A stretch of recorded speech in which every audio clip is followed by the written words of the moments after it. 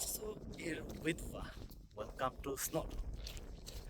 স্নোডনের Welsh name হচ্ছে Yr উইথভা। নামটা একটু সুন্দর, অন্যরকম।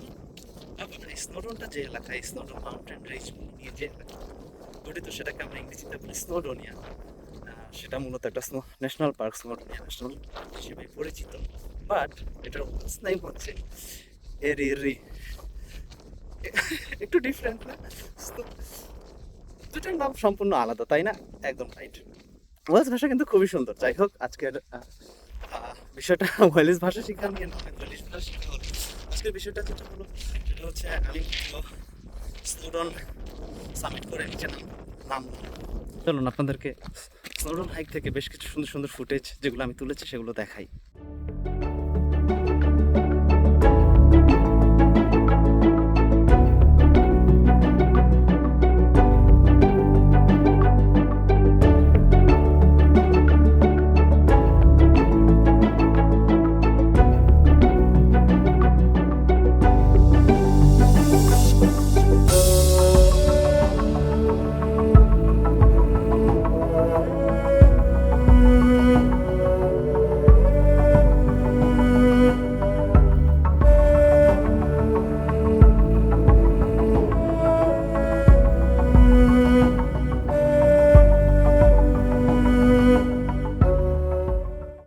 পর্বতটার হাইট হচ্ছে 1085 মিটার। এটা যদি উচ্চতা নিয়ে ধারণা দিই আপনাদেরকে, বুর্জ খলিফার উচ্চতা হচ্ছে 828 মিটারের মতো। বাংলাদেশের সর্বোচ্চ পাহাড় যেটা সাকাহাফং, সেটার উচ্চতা হচ্ছে 1052 থেকে 1064 মিটার। অলমোস্ট 20 থেকে 33 মিটার জাস্ট উঁচু। তো আমি আজকে সকালে এখানে আসলাম। মূলত আমার এটা হাইক করার প্ল্যান ছিল অনেক দিন ধরেই, কিন্তু যেটা হচ্ছিল, দেখা যাচ্ছিল যে আপনার কর্মব্যস্ততা কিংবা সেটা ছিল না। আজকে যাই হলো, তো আমার বেশ কিছুদিন আগে একটা কাজে এনফেস ফার্ম অ্যান্ড রিসার্চ সেন্টার একজন সাথে পরিচয়। তো সবাই যেটা করে এখানে ল্যান্ডব্রিজ থেকে সামনে ফেলে একই রাস্তা দিয়ে নেমে যায়। তো যিনি একজন লোকাল ছিলেন, উনি মূলত ওনার বাসা এখানেই। উনি এবং ভলেন্টিয়ারলি মাউন্টেন রেস্কিউ হিসেবে কাজ করেন। উনি আমাকে সাজেস্ট করেন যে follow the ডিওয়াইজি track,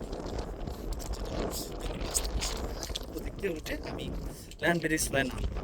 total 14 kilometre মতো হাইক একটা। আমি একটু সময় নিয়ে আস্তে আস্তে উঠলাম, দেখতে দেখতে উঠলাম, ছবি তুললাম, যার কারণে আমার একটু সময় বেশি লেগেছে। বাট এটা মোটামুটি আমি 10টা থেকে শুরু করেছি, এখন বাজে বেলা 2টা 23, শেষ করে ফেলেছি।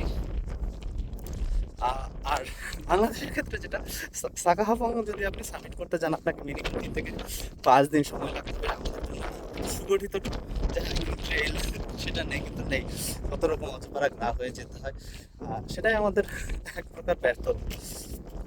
তবে সেটার বিষয় না, সেটা আপনারা যদি কখনো থাকেন অবশ্যই নর্থ ওয়েলস বেড়াতে আসবেন, এবং নর্থ ওয়েলস বেড়াতে আসলে স্নোডন নিয়ে কোনোভাবেই মিস করবেন না, এবং স্নোডনে মিস না করা আমরা স্নোডন সামিট মিস করবেন না।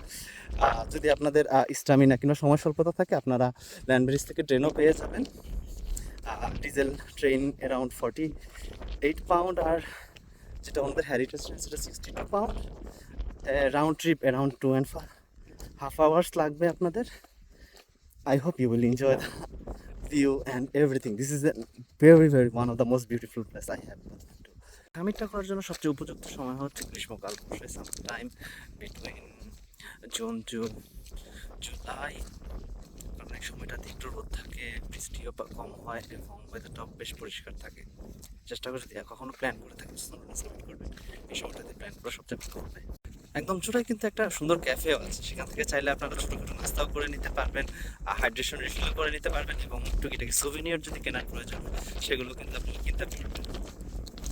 আমাদের জীবন আস্তে আস্তে ব্যস্ত হয়ে যাচ্ছে। এক সময় ঘোরাঘুরি করার জন্য বাঁচতাম, এখন বাঁচি ঘোরাঘুরি করার জন্য, বাঁচি কাজ করার জন্য, এরকমটা মনে হয়। তারপরে যতটুকু সময় বের করতে পারি, we should enjoy our life. সৃষ্টিকর্তা যে আসলে পৃথিবীটা কত সুন্দর করে বানিয়েছেন, if we never get to explore, we never to no.